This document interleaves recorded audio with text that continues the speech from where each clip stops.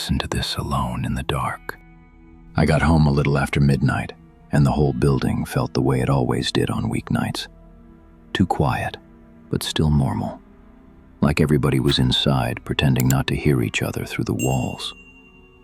I remember standing in the fourth-floor hallway with my keys in one hand and a grocery bag cutting into my fingers, while the ice in a carton of milk knocked softly against the plastic. The motion light above my door was on. The carpet smelled damp from somebody cleaning earlier, and somewhere below me, a door shut, and then everything settled again.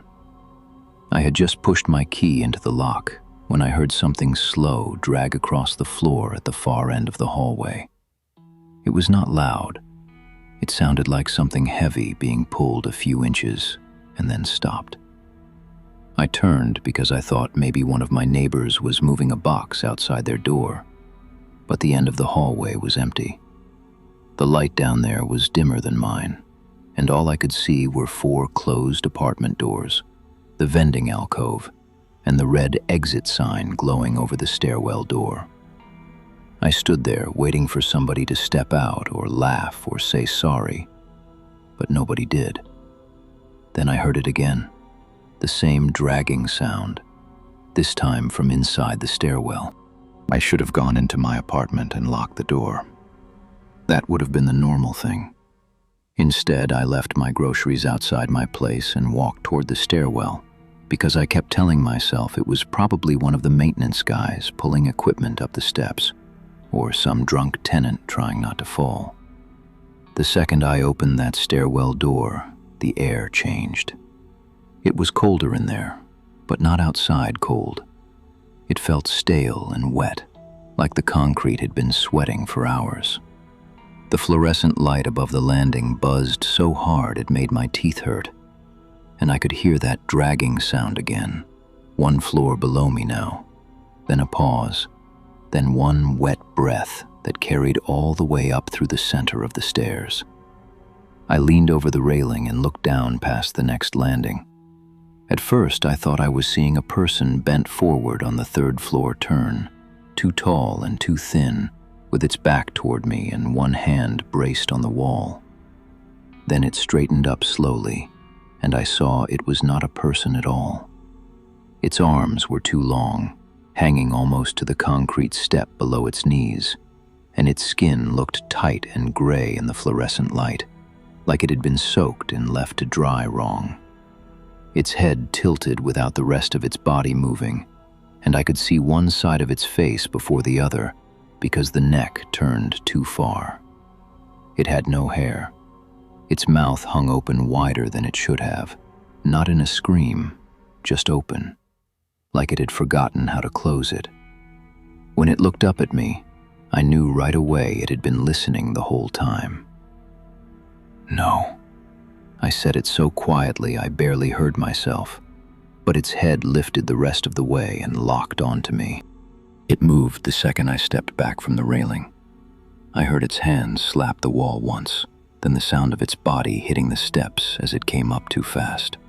Not climbing like a person, but pulling itself upward in long, jerking motions that made its shoulders knock against the railings. I slammed the stairwell door and backed into the hallway so hard I almost fell over my own grocery bag. There was no time to think. The door handles started shaking before I even caught my balance, not rattling like somebody trying to get out, but twisting slowly down and then releasing, down and releasing, like it was learning how it worked. "Help me," I said it louder this time, turning toward the nearest apartment and pounding once with the side of my fist. Nobody answered. I hit the door again and heard locks shift inside, but no one opened. The stairwell handle stopped moving. For 1 second, the whole hallway went quiet. Then, from the other side of the door, I heard a low, guttural rasp close enough that I felt it through the metal more than heard it. I ran to my apartment, dropped one key, snatched it back up, jammed it into the lock, and got inside just as something hit my door from the hall with enough force to shake the chain on the frame. I locked everything and stood there with both hands on the knob, holding my breath so hard my chest started burning. My apartment was dark, except for the kitchen light over the sink, and all the normal things were there. The shoes by the wall, the unopened mail on the counter, the TV remote where I left it, which made what was happening outside feel worse because everything inside looked safe and ordinary. The first hit on the door had been hard, but the next one was softer, more careful. 3 slow knocks. Then nothing. I backed away from the entrance and grabbed my phone off the charger on the counter. No signal. I remember staring at the screen and moving around the kitchen like that would change anything, lifting the phone, lowering it, turning Wi-Fi off and on, opening the emergency call screen. Nothing. I went to the peephole and looked out. The hallway was empty. My groceries were still on the floor where I left them. One can rolled halfway toward the wall, and the stairwell door at the end of the hall was closed again. I kept staring, because part of me wanted proof it had gone back inside there. And then I saw my own bedroom door moving behind me in the reflection of the peephole glass. Just a little, just enough to swing inward 2 inches. I turned so fast my shoulder hit the wall. My bedroom had been open when I came in, but not that wide. I knew it because from the kitchen I always had a straight line to the dresser mirror, and now I could only see the edge of the frame. I stood there listening and heard nothing except the refrigerator humming and the blood moving in my ears. My bathroom was between the kitchen and the bedroom. The closet was next to the bed, and all I could think was that there was nowhere in that apartment big enough for anything like the thing in the stairwell, unless it was folded up in there waiting for me to come closer. "I know you're in here."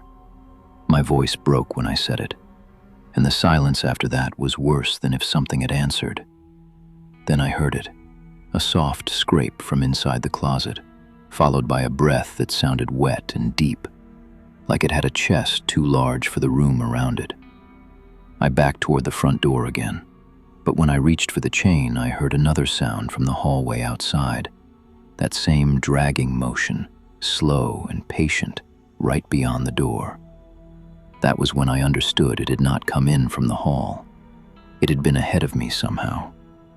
I had seen it below me in the stairwell. I had locked it out, and still it had been waiting inside my bedroom before I ever reached the kitchen. I ran to the bathroom because it was the only door in the apartment with a lock that clicked fast.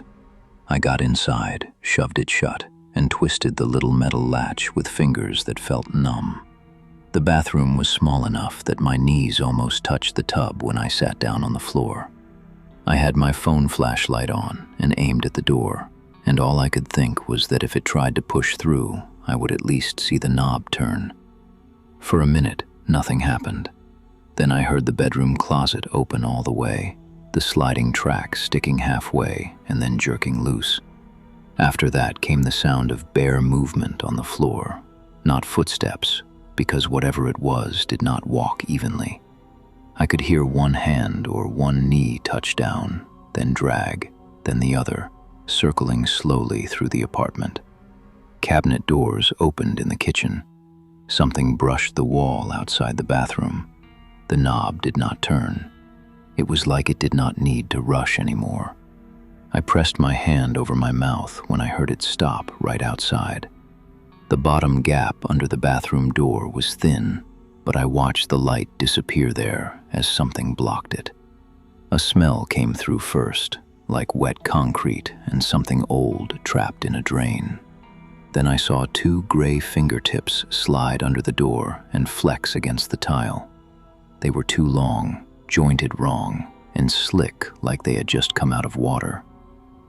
"Please." The word left my mouth before I could stop it. The fingers froze.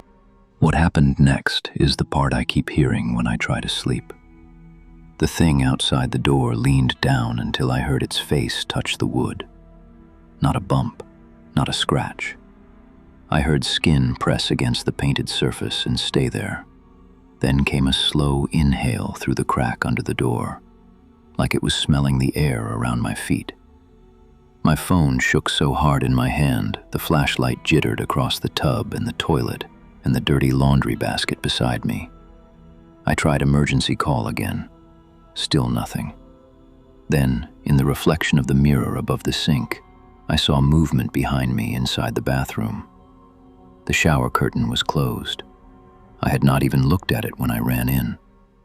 I only remember staring at the mirror and seeing the bottom of the curtain bow inward, just slightly, from something standing inside the tub.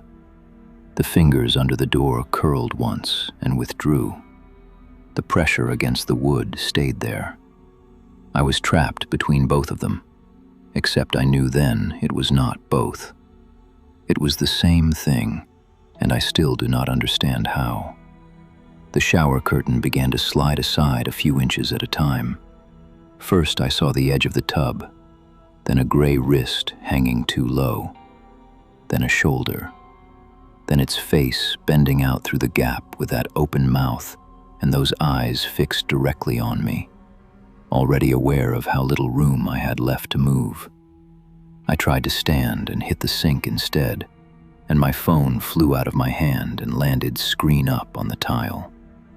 The flashlight rolled until it pointed at the ceiling, but I could still hear it coming out of the tub, one limb at a time, patient now, because it knew the door behind me and the room in front of me were both already taken. I do not remember screaming. I remember my throat hurting afterward, so I know I did. I remember trying to climb onto the sink counter and slipping because my hands were wet. I remember the bathroom light going out, even though I had not touched the switch.